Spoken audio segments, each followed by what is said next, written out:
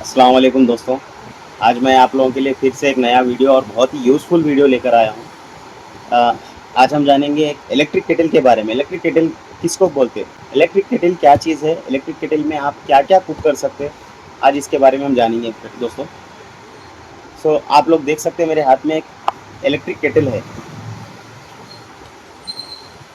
Electric kettle में normally जो है वाटर हीट करने के लिए यूज़ होता है।